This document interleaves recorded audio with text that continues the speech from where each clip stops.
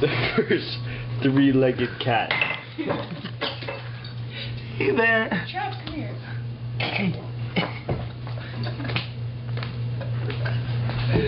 Okay, you pricks, leave my house.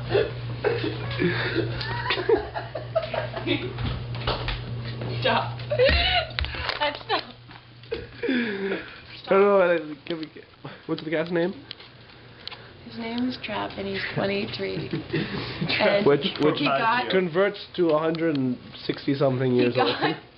He got a tumor in his leg. He was gonna die. He had a 99% chance. If he could speak, he would say 90% chance he wasn't gonna live, and he lived. Hey. So cute though. Hey. Alright. He doesn't look so scary when he's not shaved. Don't touch it. But he stopped cleaning himself, so we had to shave him. Or sedate him. Alright, now where's fromage?